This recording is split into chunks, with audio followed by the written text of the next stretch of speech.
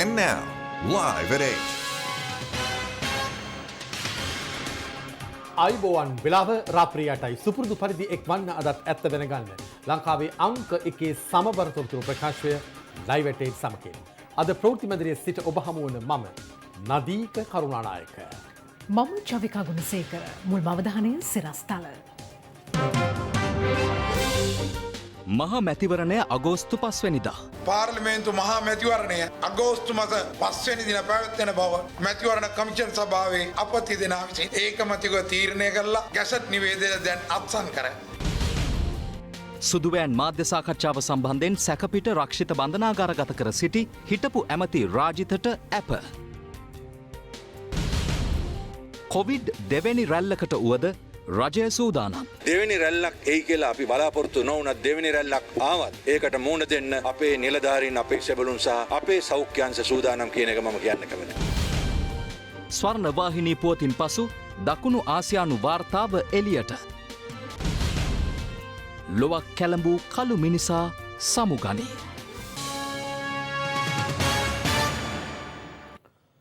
එළඹෙන මහමැතිවරණය අගෝස්තු 5 වෙනිදා පැවැත්වීමට මැතිවරණ කොමිසම ඒකමතිකව තීරණය කර තිබෙනවා. ඊට අදාළ ගැසට් නිවේදනයද අද නිකුත් වුණා. රාජගිරියේ පිහිටි මැතිවරණ කොමිෂන් සභා කාර්යාලයේදී මැතිවරණ දිනය සාකච්ඡා කිරීම සම්බන්ධයෙන් අද විශේෂ සාකච්ඡාවක් පැවැත්වුණා. එම සාකච්ඡාවෙන් අනතුරුව එහි තීරණ දැනුම් දීමට මැතිවරණ කොමිෂන් සභාවේ සභාපති මහින්ද දේශප්‍රිය මහතාගේ ප්‍රධානත්වයෙන් මාධ්‍ය හමුවක් පැවැත්වුණා. 20 වෙනි දිනට නියමිත වූ පාර්ලිමේන්තු මහා මැතිවරණය 2020 අගෝස්තු මාස 5 වෙනි දින පැවැත්වෙන බව මැතිවරණ කමිෂන් සභාවේ සභාපති මහින්ද දේශප්‍රිය සමාජික ජනාධිපති නීතිඥ නලින් අබේසේකර සමාජික මහාචාර්ය රත්නීය හූල් යන අපති දෙනා විසින් ඒකමතිකව තීරණය කළා. ගැසට් නිවේදනය දැන් අත්සන් කර එය රජයේ මුද්‍රණාලාධිපති නියමිත යවූ බව මෙයින් නිවේදනය කරනවා. ඇත්තටම මැතිවරණ කමිෂන් සභාව තියෙන්නේ ඡන්ද තියන්න. අපිට තියන්න බැරි වුණේ වෙන මොකක්වත් හින්දා නෙවෙයි කොරෝනා නිසා. පළාත් සභා ඡන්ද විසීම අතුරුදන් කරේවත් තිබ්බේ නැත්තේ අපි නෙවෙයි. ඒක තිබ්බේ නැත්තේ පාර්ලිමේන්තුව 50 සම්මත කරලා පාර්ලිමේන්තුවට ආවට පස්සේ යෝජනාවක්වත් නොදා නොකර ඉඳලා. සියලු දෙනාම වක් කියන්න ඕනේ පාර්ලිමේන්තුව නියෝජනය කරපු අය. මේ අතර සෞඛ්‍ය සේවා අධ්‍යක්ෂ ජනරාල් විශේෂඥ වෛද්‍ය අනිල් ජාස්තිංක මහතා පැවසුවේ මහමැතිවරණය පැවැත්වීම සෞඛ්‍ය නිර්දේශවලට යටත්ව සිදු කළ යුතු බවයි. මැතිවරණ ප්‍රචාර කටයුතු සඳහා ගෙයින් ගෙට යෑමේදී අපගේ නිර්දේශ අනුව ඒ යන සංඛ්‍යාව 3 දෙනෙකුට සීමා වෙනවා. ඒ වගේම නිවස තුලට යෑම අපි අත වශයෙන්ම රෙකමදාරු කරන්නේ නැහැ. ඒ වගේම අත්පත්‍රිකා බෙදීමත් පුළුවන් තරම් අඩු කරන ලෙස ඉල්ලා සිටිනවා.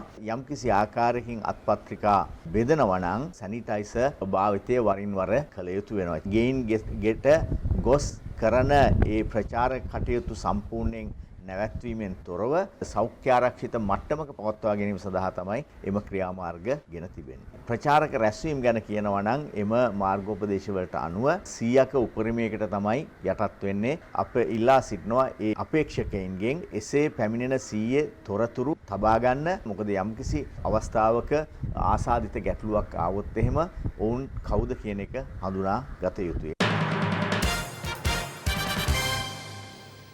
මැතිවරණ කොමිසමේ සභාපතිවරයා කවුද යන්න පිළිබඳව හිටපු පාර්ලිමේන්තු මන්ත්‍රී ජයන්ත සමරවීර මහතා ප්‍රශ්න කර සිටිනවා. ඒ ගැන දැනගන්න දැන් කියන කතා. කියන කතා.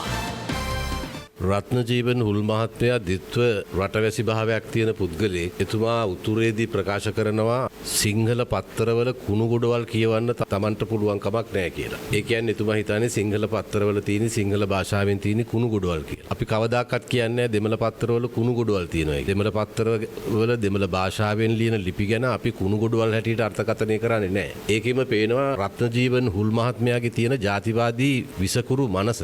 ආණ්ඩුව හිටපු ස්ථාවරයට එරෙහිව හිටපු ප්‍රධානම කණ්ඩායමක් තමයි මැතිවරණ කොමිසම. ඒ තීරණය ගත්ත තැන ඉඳන් මැතිවරණ කොමිසමේ 3 දෙනාත් එක්ක ආණ්ඩුව හොඳ නැහැ. හිත නරකයි. සමහර අය දිනා ගන්න බලනවා, සමහර අයට උදව් කරන්න බලනවා, එක එක විදිහේ බලනවා. ස්වාධීනයි කියලා සිටිය යුතු ආයතන ස්වාධීන නොකරන කණ්ඩායම්ම ආරක්ෂා කිරීම සම්බන්ධයෙන් අපි එක්තරා විදිහකට කනගාටු වෙනවා. හැබැයි අපි විශ්වාස කරනවා මහින්ද දේශප්‍රිය මැතිතුමා තවදුරටත් අප්‍රසාදයට පත් වෙන්න කැමති වෙන්නේ නැති වෙයි කියලා එතුමා කියලා තිබ්බා. මැතිවරණ කොමිසමේ රාජකාරිය අනික් අය කරන්න ඕනේ නැහැ. මැතිවරණ කොමිසම විසින් ඉටු කරයි කියලා. අපක්ෂපාතීව කටයුතු කරන්නේ නැහැ කියලා චෝදනාවට අද මැතිවරණ කොමිසම බය වෙලාද? මේ ආණ්ඩුවට ඕන විදියට මේ මැතිවරණ සමයේ දෙගා නටන්න කටයුතු කරන්න ඉඩ හැරලා ඒ අයට ඕන විදියට මේ මැතිවරණය ආණ්ඩුවට පක්ෂපාතී විදියට කටයුතු කරන්න ඉඩ හැරීමක්ද මේ මැතිවරණ නීතිය හරියට ක්‍රියාත්මක වෙන්නට ඕන. අපි නරක මිනිස්සු කියලා කියන්න එපා.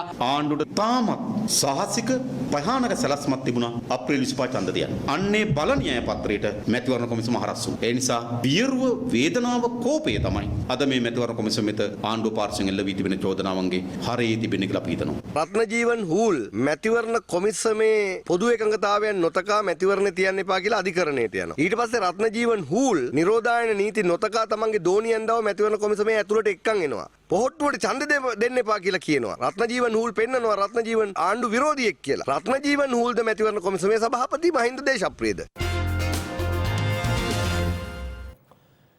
ඉකුත් ජනාධිපතිවරණ සමයේ ආන්දෝලනාත්මක සුදුවෑන් මාධ්‍ය සාකච්ඡා සිද්ධිය සම්බන්ධයෙන් සැකපිට රක්ෂිත බන්ධනාගාරගත කර සිටි හිටපු අමාත්‍ය රාජිත සේනාරත්න මහතා අපමත මුදා හැරීමට කොළඹ අතිරේක මහේස්ත්‍රාත් අධිකරණය අද නියෝග කළා. ඒ අනුව කොළඹ අතිරේක මහේස්ත්‍රාත් ප්‍රියන්ත ලියනගේ මහතා නියෝග කළේ රාජිත සේනාරත්න මහතා රුපියල් ලක්ෂ 5 බැගින් වූ ශරීර ඇප දෙකක් මත මුදා හැරින ලෙසයි. පසුගිය ජනාධිපතිවරණ සමයේ ආන්දෝලනාත්මක සුදුවෑන් මාධ්‍ය සාකච්ඡාවේ තුන්වැනි සැකකරු ලෙස නම් කර සිටි හිටපු අමාත්‍ය රාජිත සේනාරත්න මහතා පසුගිය මැයි මාස 13 වැනි දින අපරාධ පරීක්ෂණ දෙපාර්තමේන්තුවට බහර වීමෙන් පසු අත්අඩංගුවටගෙන රක්ෂිත බන්ධනාගාරගත කෙරුණා. රක්ෂිත බන්ධනාගාරගත කෙරුණු හිටපු අමාත්‍ය රාජිත සේනාරත්න මහතා රඳවා සිටියේ මීගමුව පල්ලන්සේන විශෝධන මධ්‍යස්ථානයේ. අනතුරුව ඔහුගේ නීතිඥයින් ඇප අයදුම්පතක් ඉදිරිපත් කළ අතර එම ඇප අයදුම්පත පසුගිය 27 වෙනිදා සලකා බැලීම සිදු වුණේ කොළඹ අතිරේක මහේස්ත්‍රාත් ප්‍රියන්ත ලියනගේ මහතා හමු වේ. එහිදී සැකකාර රාජිත සේනාරත්න මහතා වෙනුවෙන් පෙනී සිටි ජනාධිපති නීතිඥ අනිල් සිල්වා මහතා ඇප ඉල්ලීමක් ඉදිරිපත් කරමින් පෙන්වා දුන්නේ තම සේවාදායකයා වන හිටපු අමාත්‍යවරයා විසින් සිදු කළ බව කියන වැරදි සියල්ල ඇපදිය හැකි වැරදි බවයි. එහිදී දෙපාර්ශවය විසින් ඉදිරිපත් කළ කරුණු සලකා බැලූ අතිරේක මහේස්ත්‍රාත් ප්‍රියන්ත ලියනගේ මහතා සැකකාර රාජිත සේනාරත්න මහතාගේ ඇප ඉල්ලීම පිළිබඳ නියෝගය අද ප්‍රකාශයට පත් කරන බව පැවසුවා. ඒ අනුව අද ඇප නියෝගය ප්‍රකාශයට පත් කරමින් අතිරේක මහේස්ත්‍රාත්වරයා සඳහන් කළේ ඉකුත් දෙසැම්බර් මාස 24 වෙනිදා අත්අඩංගුවට ගැනීම සඳහා වරන්තු නිකුත් කිරීමෙන් පසුව සැකකරු පෞද්ගලික රෝහලකට ඇතුළත් වීම තුළින් ඔහු අධිකරණය මගහැර යාමට කටයුතු කර ඇති බවට පැමිණිල්ල විසින් කරුණු දක්වා ඇති බවයි. ඊට දඬුවමක් ලෙස සැකකාර හිටපු අමාත්‍යවරයා දින නියමයක් නොමැතිව රක්ෂිත බන්ධනාගාරගත කිරීමට හැකියාවක් නොමැති බව පෙන්වා දුන් අතිරේක මහේස්ත්‍රාත්වරයා ඒ බව තහවුරු කෙරෙන නඩු තීන්දුව ගණනාවක්ද අධිකරණය හමුවේ පැහැදිලි කළා. සැකකරුට එරෙහිව ඉදිරිපත් කර තිබෙන වැරදි සියල්ල ඇපදිය හැකි වැරදි බව පෙන්වා දුන් මහේස්ත්‍රාත්වරයා ඔහුට ඇප ප්‍රතික්ෂේප කිරීමට තරම් ප්‍රබල කරුණු කිසිවක් ඉදිරිපත් වී නොමැති බව සඳහන් කළා. ඒ අනුව සැකකාර රාජිත සේනාරත්න මහතා රුපියල් ලක්ෂ 5 බැගින් වූ ශරීර ඇප දෙකක් මත මුදා හැරීමට මහේස්ත්‍රාත්වරයා නියෝග කළ අතර නඩුව යලි ලබන 26 වෙනිදා කැඳවීමට නියමිතයි. මම පැහැදිලිව කියනවා කවදාකවත් සත්‍ය පරදින්නේ නැහැ. සත්‍ය අපරාජිතයි. මම නාම යෝජනා දීලා ගියේ. ඉතින් හෙට ඉඳලා මම මගේ මැතිවරණ ව්‍යාපාරය ආරම්භ කරනවා. එතකොට මේ මැතිවරණ ව්‍යාපාරය මම මගේ ව්‍යාපාරයක් පමණක් නෙවෙයි අපි ජය ගන්නා වූ ව්‍යාපාරයක් බවට අපි පත් කරන්නට ක්‍රියා කරනවා රට පුරා. හිතා කරපු කාර්යභාරය ගැන මොකද හිතන්නේ? හිතා හොඳයි. ඒකට තමයි එහෙම පුතෙක් හැදුවේ. ඉදිරි මැතිවරණයේදී තම පාර්ශවයේ ප්‍රතිවාදියා වන්නේ එක්සත් ජාතික පක්ෂයේ සුළුතර පිරිස නොව ශ්‍රී ලංකා පොදුජන පෙරමුණ බව සමගි ජනබලවේගයේ මහලේකම් රංජිත් මතුම බණ්ඩාර මහතා පවසනවා. එළඹෙන මැතිවරණයට ඉදිරිපත් වන අපේක්ෂකයන් සඳහා පැවැත් වූ වැඩමුළුවකින් අනතුරුව අද කොළඹදී රංජිත් මතුම බණ්ඩාර මහතා මේ බව ප්‍රකාශ කළා. සමගි ජනබලවේගේ අපේක්ෂකයන් සඳහා අද බත්තර මුල්ලේදී වැඩමුළුවක් සංවිධානය කර තිබුණා. එම අවස්ථාවට මෙවර මැතිවරණයට තරඟ කරන එම බලවේගයේ සියලුම අපේක්ෂකයන් සහභාගී වී සිටියා.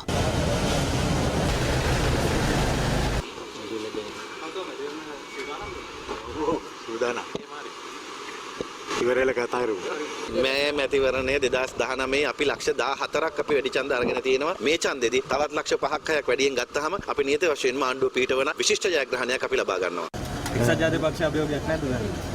ඒක කවදාවත් අපිට අභියෝගයක් වුණේ නැත්තේ මොකද අපි තමයි එක්සත් ජාතික පක්ෂය. එතන ඒක ප්‍රශ්නයක්ම මේක අලුත් බලවේගයක් එක්සත් ජාතික පක්ෂ ප්‍රධාන බලවේගයක්. එම නිසා ඒක ප්‍රශ්නයක් නෑ. ගම්බද එක්සත් ජාතික පාක්ෂික හදවතින්ම රනිල් වික්‍රමසිංහ මහත්තයත් එක්ක ඉන්නවා කියලා කියන්නේ ඒගොල්ලෝ. මට හිනස්සන්න ඒවා මේ පොඩ්ඩක් මේ අතත් පොඩ්ඩක් මේ වෙලා තියෙනවා ඔබතුමාලා. මම දන්නවා ජනතාව දන්නවා මොකක්ද ඇත්ත කතාව කියලා. මේ මැතිවරණයේ දැන් ඔබතුමාලාගේ බලාපොරොත්තු ආණ්ඩුවක් පිටවන එකද එක්සත් ජාතික පක්ෂේ පරාජයටපත් වෙනවා. ආණ්ඩුව පිටවන එක්සත් ජාතික පක්ෂත් එක්ක අපේ තරගයක් නෑ. එක්සත් ජාතික පක්ෂේ පරාජයල ඉවරයි. අපේ ඒ ජයග්‍රහණය මේ සන්දානයේ පිහිටුවීම තුලින් අපි කරා. හිටපු ශ්‍රී ලංකා නිදහස් පක්ෂෙත් ඉවරයි. ඉදිසේන මහත්තයා එක කාලා දැම්මා. රනිල් මහත්තයා එක්සත් ජාතික පක්ෂේ කාලා දැම්මා. දැන් මේ පක්ෂ දෙකම නෑ. දැන් තියෙන්නේ පොට්ටුවේ සමගි ජන බලවේගය විතරයි. එම වැඩමුළුවෙන් පසු සමගි ජන බලවේගයේ නියෝජිතයින් මාධ්‍ය හමුවක්ද පැවැත්වුවා. අපි පළමුවෙන්ම මැතිවරණ ව්‍යාපාරය යටතේ අපි ආසන බල මණ්ඩල සියල්ල ඉදිරි සති දෙක ඇතුළත රැස් කරලා මැතිවරණ ව්‍යාපාරය සඳහා උපදෙස් දෙනවා. හැම ඡන්ද මධ්‍යස්ථානයකටම රැස්වීමක් තියන්න අපි දැන් කටයුතු කරලා තියෙනවා. ඡන්ද මධ්‍යස්ථාන 12700 තුන්වෙනි වටේ රැස්වීම 12700ක් තියෙනවා. ඔබතුමාලාගේ යම් අය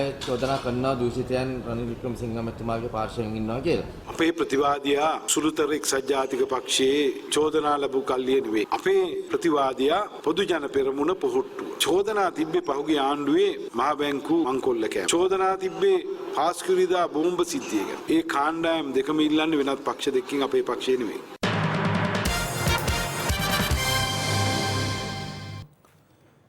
අධිකරණ නියෝග සහ නිරෝධායන නීති කඩ කරමින් විරෝධතාවය නිරතව සිටියදී අත්අඩංගුවට ගනු ලැබූ පෙරටුගාමී සමාජවාදී පක්ෂයේ 53 දෙනා අපමත මුදා හැර තිබෙනවා. ඒ කොළඹ කොටුව මහේස්ත්‍රාත් අධිකරණයට ඊයේ පස්වරුවේ ඉදිරිපත් කිරීමෙන් අනතුරුවයි.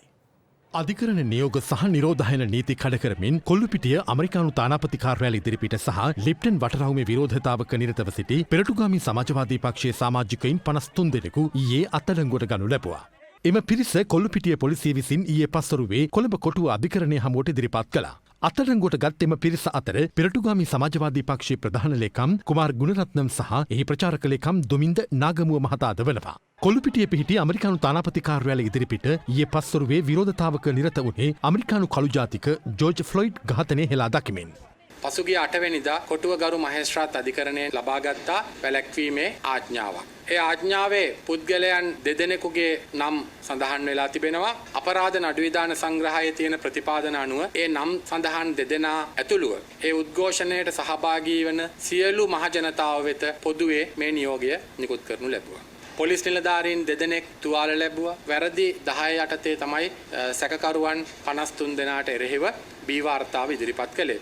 අපි මේ විමර්ශනය තවදුරටත් සිදු වෙනවා. අපි බලාපොරොත්තු වෙනවා විමර්ශන උද්ෘතයන් හැකි ඉක්මනින් ගරු නීතිපතිතුමා වෙත යොමු කරලා වැඩිදුර ඉදිරි ක්‍රියාමාර්ග ගැනීමට.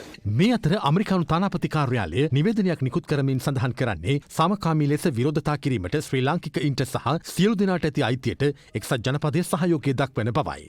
සාමකාමී ලෙස විරෝධතා කිරීමට ශ්‍රී ලාංකිකයින්ට සහ සියලු දෙනාට ඇති අයිතිය ඇමරිකා එක්සත් ජනපදයේ බෙදා හදාගත් ප්‍රජාතන්ත්‍රවාදී සම්ප්‍රදායට අනුකූලයයි නිකුත් කර ඇති නිවේදනයේ සඳහන්.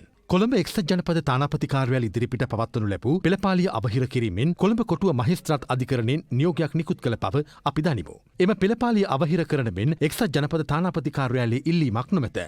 සෑම විටකම මෙන් රටේ සිටින තානාපති ආයතන දරන වෑයම් සහ මුහුණු ආවරණය පැළඳීමට නියම කිරීම, මහජන රැස්වීම්වල විශාලත්වය සීමා කිරීම සහ අනෙකුත් ක්‍රියාමාර්ග හරහා COVID-19 ව්‍යාප්තිය පාලනය සඳහා ඔවුන් විසින් දරනු ලබන අඛණ්ඩ වෑයම අපි අගය කරන්නෙමු. උපුටා ගැනීම අවසන්.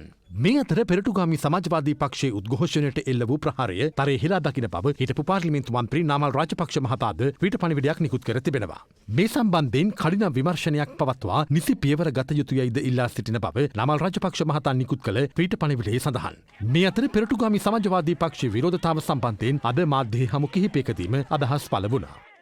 ඉතාමත්ම පහත් නින්දිතාකාරයට ඒ උද්ඝෝෂණයට සහභාගී වුණු සියලු දෙනාටම එල්ල කරපු ප්‍රහාර පිළිබඳව වහම් පරීක්ෂණයක් පවත්වලා ඒ නින්දිත ප්‍රහාරයන් ඉටු කරපු සියලුම දෙනා නීතිය හමුවට ගෙනෙන්නේ කියලා මම මේ අවස්ථාවේ රජයට ප්‍රකාශ කරනවා. පොලිසිය විසින් අරගෙන තියෙනවා අධිකරණ තීන්දුව. ඒ අනුව තමයි පොලිසිය ක්‍රියාත්මක වුණේ. එක්ක රජයත් එක්ක සාකච්ඡාවක් ඉල්ලගෙන ඒ සාකච්ඡාවෙන් ඔවුන්ට පිළිතුරක් නොලැබුණා නම් ඒක අසාධාරණ වුණා නම් මේ තීන්දුවල ගියාට කමක් නැහැ. මේ අතර පාරිභෝගික අයිතීන් සුරැකීමේ ජාතික ව්‍යාපාරය කොළඹ පිහිටි චීන තානාපති කාර්යාලය ඉදිරිපිට අද සිදු කිරීමට නියමිතව තිබූ විරෝධතා ව්‍යාපාරය අධිකරණ නියෝගයකට අනුව නවතා දැමීමට කුරුඳුවත්ත පොලිසිය පියවර ගත්තා. අධිකරණයෙන් ලබාගත් නියෝගය මෙලෙස ප්‍රදර්ශනය කිරීමට පොලිසිය පියවර ගෙන තිබුණා. පාරිභෝගික අයිතීන් සුරකීමේ සංවිධානයේ සභාපති රංජිත් විතානගේ මහතා ප්‍රකාශ කළේ කොරෝනා වෛරසයෙන් පීඩාවට පත් ජනතාවට සහන සැලසීමට චීන රජය පියවර ගත යුතු බවට චීන රජයට බල කරමින් මෙම විරෝධතාව අද දින සිදු කිරීමට නියමිතව තිබූ බවයි.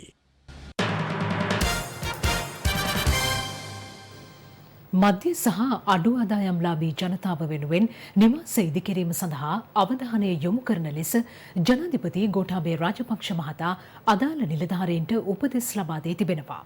ඒ අද රාජ්‍ය සංවර්ධන සහ නිර්මාණ නීතිගත සංස්ථාවේ නිලධාරීන් පිරිසක් හමුවීමෙන් අනතුරුවයි.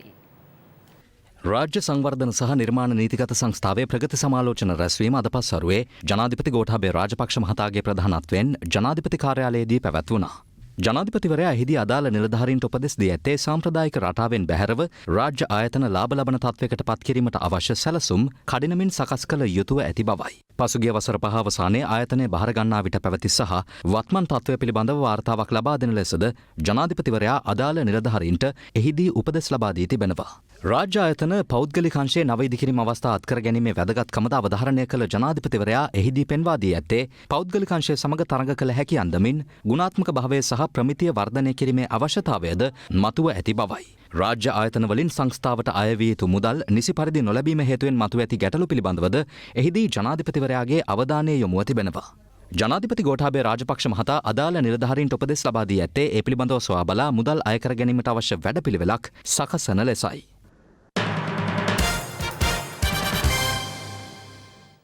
COVID-19 වෛරසයේ දෙවැනි රැල්ලකට මුහුණ දීමට උවද සූදානම් බව ආරක්ෂක ලේකම් විශ්‍රාමික මේජර් ජෙනරල් කමල් ගුණරත්න මහතා පවසනවා.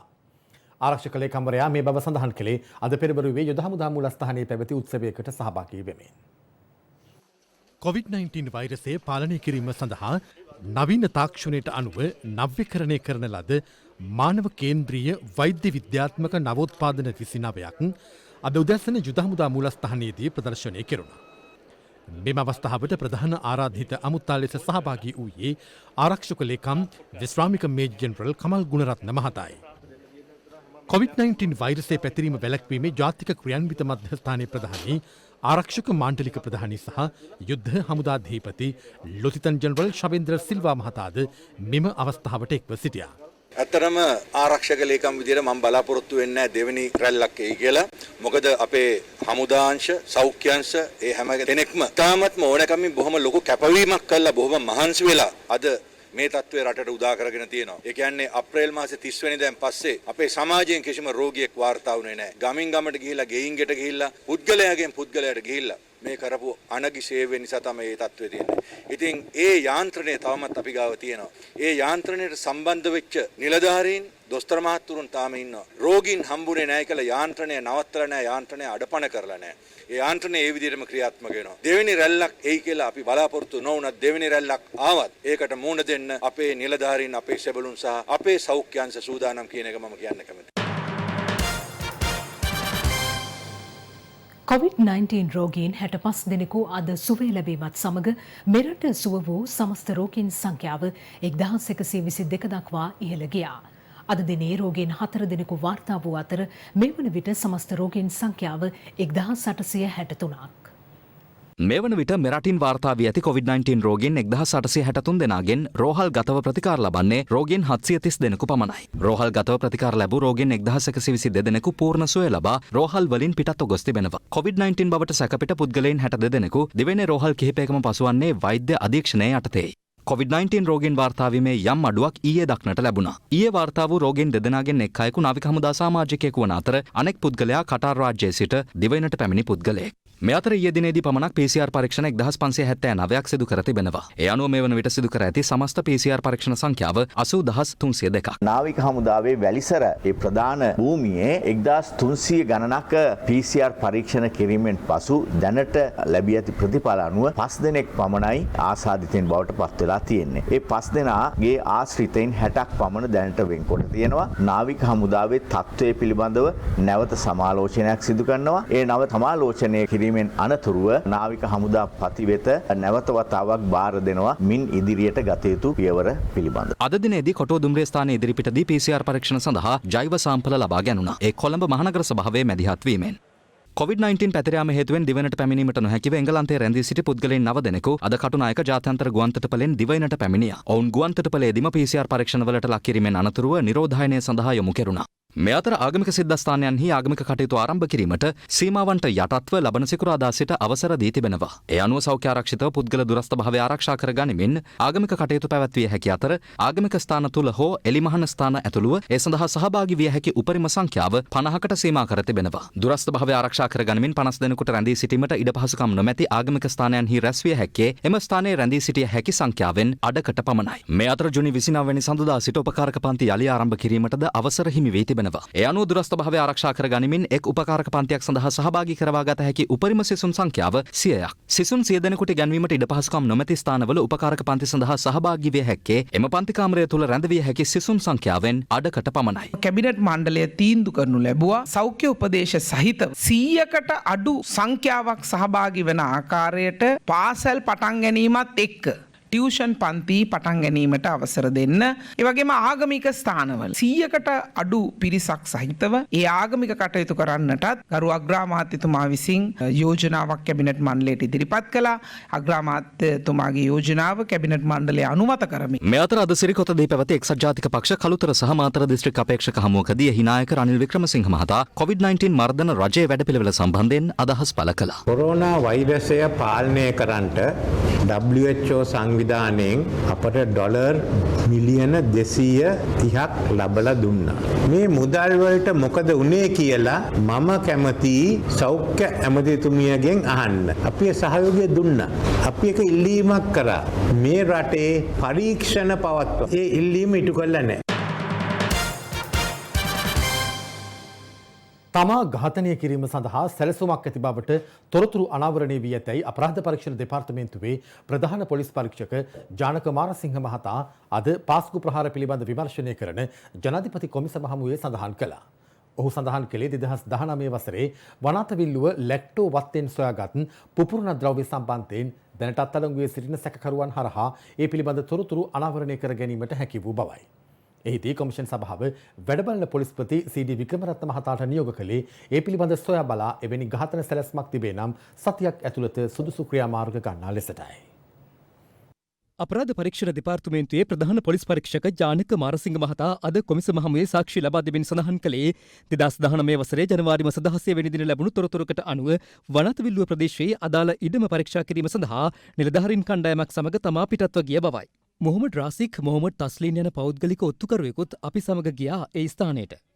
පසුව තස්ලීන්ට වෙඩි තියලා ඔහුව ඝාතනය කරන්න අන්තවාදීන් තැත් කළා.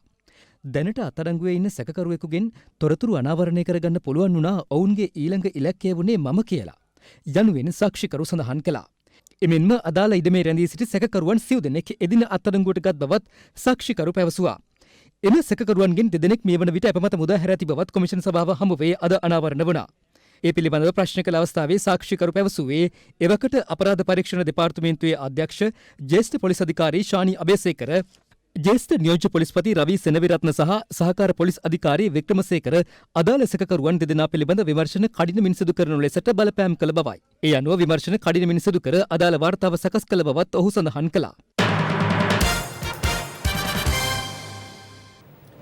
ඔබ නැවතත් ලයිව් එට් සමගයි. රත්මලාන සොයිසාපුර ප්‍රදේශයේ ව්‍යාපාරික ස්ථානයකට වෙඩි තැබීමේ සිද්ධියට යොදාගත් මෝටර් රථය පොලිස් භාරයට ගෙන තිබෙනවා.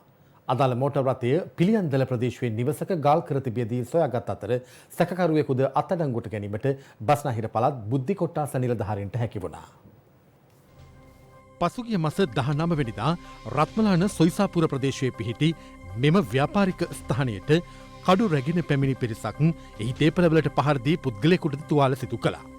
ඊට දින 10කට පසුව T56 වර්ගයේ ගිනි අවිරු රැගෙන පැමිණි තවත් පිරිසක්ද අදාළ ව්‍යාපාරික ස්ථානයට වෙඩි ප්‍රහාර කිහිපයක් එල්ල කර තිබුණා. සිද්ධිය සම්බන්ධයෙන් විමර්ශන සිදු කළ පොලිසිය සහ විශේෂ කාර්ය බලකාය සැකකරුවන් කිහිප දෙනෙකු අත්අඩංගුවට ගැනීමට කටයුතු කළා. එලෙස අත්අඩංගුවට ගත් ජනිත් අශාන් ඩොහොත් කොණ්ඩ ජනිත් නැමැත්තා කප්පම් ලබා ගැනීම සඳහා සොයිසපුර වෙළඳසැලට පැමිණෙන ආකාරය ආරක්ෂිත කැමරාවක මෙලෙස සටහන්ව තිබුණා. ඒ අනුව අදාළ වෙළඳසැලෙන් සහ වෙනත් පුද්ගලයින්ගෙන් කප්පම් ලබා ගැනීම සඳහා යොදාගත් බව කියන යතුරු පැදියක්ද සොයා ගැනීමට බස්නාහිර දකුණ අපරාධ කොට්ටාශයේ නිලධාරීන් කටයුතු කළා. මේ අතර සොයිසාපුර වෙළඳසැලට පහර දීමට පැමිණි පුද්ගලයින් සහ වෙඩි තැබීමට පැමිණි පුද්ගලයින් භාවිත කළ මෝටර් රථයද සොයා ගැනීමට පොලිසියට හැකි වුණා. ඒ පිළියම්දල කොස්පැලවත්ත ප්‍රදේශයෙන් නිවසක් ඉදිරිපිට ගාල් කර තිබියදී. බස්නාහිර පළාත් බුද්ධි කොට්ටාශ නිලධාරීන් කළ එම මෙහෙයුමේදී රථය පැද වූ පුද්ගලයාද අත්අඩංගුවට ගත් අතර එම රථය කුලී පදනම මත ලබාගත් එකක් බවටයි අනාවරණ වී ඇත්තේ. මේ අතර අත්අඩංගුවට ගත් සැකකරු මේ වන විට ඩුබාහි වෙසෙන මද්‍රව්‍ය ජාවාරම්කරුවෙකු බව පැවසෙන රත්මලානේ ධර්මසිරි නැමැත්තාගේ උපදෙස් පරිදි කටයුතු කර ඇති බවයි අනාවරණය වී ඇත්තේ. ධර්මසිරි නැමැත්තා රත්මලානේ අංජු නැමැති පාපාල කල්ලි සමාජිකයා සමග විදේශගතව සිට මෙරට මද්‍රව්‍ය ජාවාරම සහ පාපාල ක්‍රියාකාරකම් සිදු කරන බවට ආරක්ෂකංශ තොරතුරු අනාවරණ කරගෙන තිබෙනවා. අංජු නැමැත්තා සමග එලෙස පාපාල ක්‍රියාකාරකම් වල නිරත වූ බව කියන 37 වත්තේ රාජා නොහොත් ගොනාකෝබිලේ රාජා නැමැත්තා ඉකුද්දා මිනුවන්ගොඩ බල්ලපාන ප්‍රදේශයේදී පොලිසිය සමග ඇති වූ වෙඩි හුවමාරුවකින් ජීවිතක්ෂයට පත් වුණා. රත්මලාන සහ ඒ අවට ප්‍රදේශවල සිය පාතාල ක්‍රියාකාරකම්වල අනසක පතුරුවාලීම සඳහා රත්මලානේ රොහා නැමැත්තාගේ සහ අංජු නැමැත්තාගේ කණ්ඩයම් දෙක අතර කලක් වෙඩි තැබීමේ සිදුවීම් වාර්තා වුණා. ඇතැම් අවස්ථාවන්හිදී දෙපාර්ශ්වයේ පුද්ගලයන් ඝාතනය කිරීම සඳහා උත්සාහ කළද ඒ සාර්ථක නොවූ අවස්ථාද වාර්තා වුණා. මේ රත්මලානේ රොහා නැමැත්තාගේ පාර්ශවයේ සමාජිකයෙකු බව කියන එයාෆෝස් සම්පත් නැමැති පුද්ගලයෙකු ඝාතනය කිරීමට පුද්ගලයින් පිරිසක් ගිනි අවි රැගෙන ඔහුගේ නිවසට පැමිණෙන ආකාරයයි. රත්මලානේ අංජු නැමැත්තාගේ පාර්ශවයේ ක්‍රියාකාරකම්වලට එරෙහිව කටයුතු කළ ක්‍රිකට් ක්‍රීඩක ධනංජය සිල්වාගේ පියා වූ නාගරික මන්ත්‍රී රංජන් සිල්වා මහතාද ඝාතනය කිරීමට පාතාල ක්‍රියාකාරීන් ස්වර්ණ සත්කාර විෂබීජහරණ වැඩසටහන මෙරට ජනතාවගේ සෞඛ්‍ය ආරක්ෂාව තහවුරු කිරීම උදෙසා දියත් කළ කාලීන ප්‍රජා සත්කාරයක්. මෙම ප්‍රජා සත්කාරය රටේ සෞඛ්‍ය ආරක්ෂාව උදෙසා තවදුරටත් ක්‍රියාත්මකයි.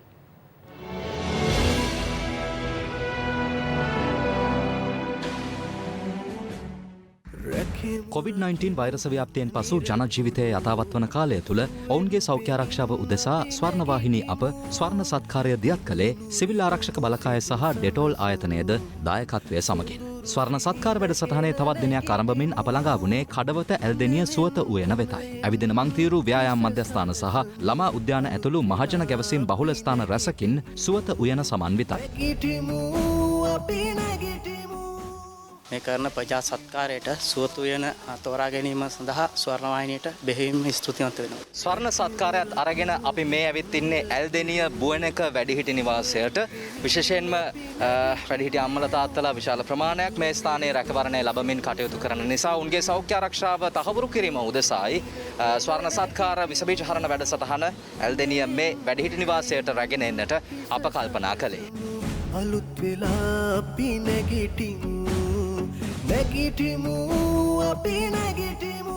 කොරෝනා වසංගතය නිසා රටට වෙලා තියෙන දේක බැලුවාම ඉතින් මේ වගේ ආයතනයක් ඉදිරිපත් වෙලා මේ කරන සත්කාරය බෙහෙවින්ම අගය කරනවා. වැඩිහිටි නිවාසයෙන් අපිට කොහෙවත් යන්න දෙන්න විදියක් නැහැනේ. ඉතින් අපි විස බීජ තියුණොත් අපි ඉතින් මෙරලා යනවා. ඊට කලින් ඔබලා ඇවිල්ලා විස බීජ හරණය කිරීම ඔබලාටත් මහඟු පින් සිද්ධ වෙන දෙයක්. ගොඩාක් ස්තුතිවන්ත වෙනවා මේ රටේ තියෙන තත්ත්වය අනුව අපේ මව් රට අපි කොහොම හරි පිරිසිදුව තියාගන්න ඕනේ.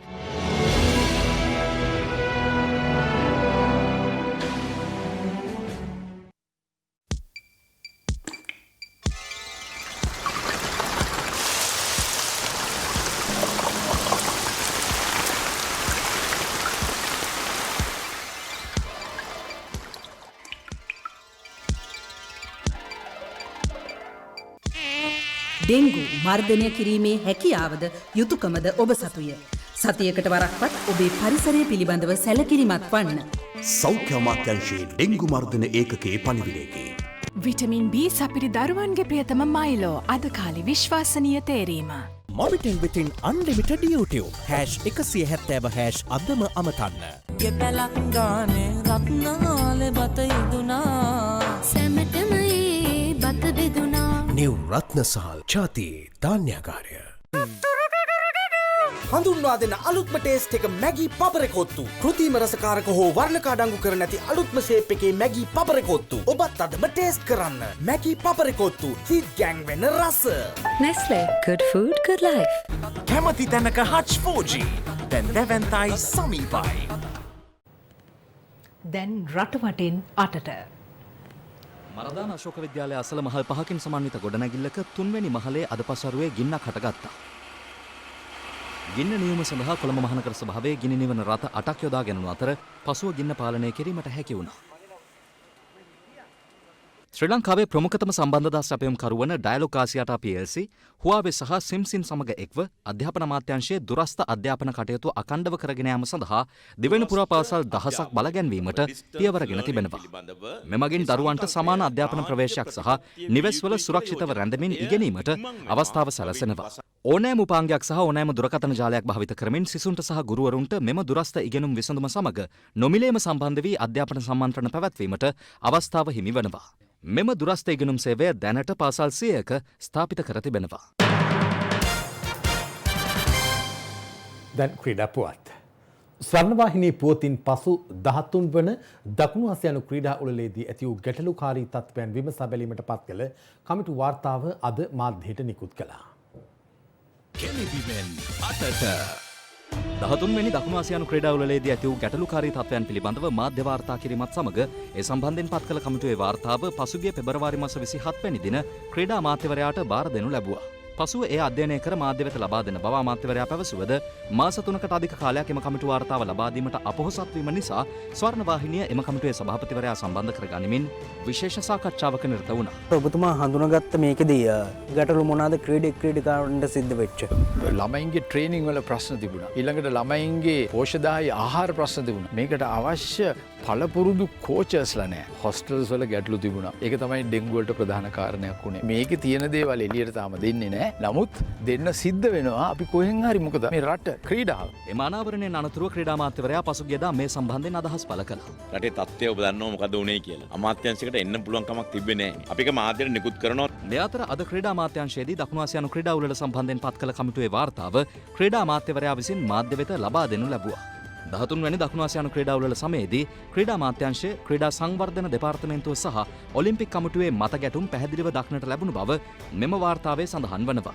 මේ අතර මෙම වාර්තාවේ සඳහන් වන තවත් කරුණක් වන්නේ පාපන්දු, කෝකෝ සහ හෑන්ඩ්බෝල් යන ක්‍රීඩා සඳහා ගුවන් ටිකට් පත් සහ නවාතැන් වෙනුවෙන් රුපියල් මිලියන 30කට අධික මුදලක් වැය කර ඇති බවයි. කෝකෝ එක පත්තරේ දාලා තමයි මිනිස්සු ටීම් එකක් හොයාගත්තේ. කෝ අපේ මේ තීරින් කමිටු මොනවද කරේ? සමහර තැන්වල අපිට ගෝල්ඩ් මෙඩල්ස් මිස් වෙලා තියෙන්නේ. ඉතින් අලුත් නීති ළමයින්ට කියලා නැහැ. ළමයි ටච් කරනවා, අතවදිනවා ලයින් එකේ. අපේ ගෝල්ඩ් එක. මේ අතර දකුණු ආසියානු ක්‍රීඩා උළෙලට සහභාගී වූ තම ක්‍රීඩකයන්ට වෛද්‍ය ආධාර හෝ පොරොන්දු පරිදි කිසිම විටමින් වර්ගයක් නොලැබුණු බව පැසිපන්දු සංගමේ ලේකම්වරයා විසින් පැමිණිලි කර ඇති බවද මෙම වාර්තාවේ සඳහන් වනවා. මෙම වාර්තාවන් පිළිබඳ සවිස්තර තොරතුරු අපගේ Live at 8 Facebook පිටුවට පිවිසීමෙන් දැනගත හැකියි. ඒ සමගින් Live at 8 අදට අවසන්. මම නදීක කරුණානායක. මම චවිකා ගුණසේකර. යලි හමුවීම රාත්‍රී 10ට. සුබ රාත්‍රියක්.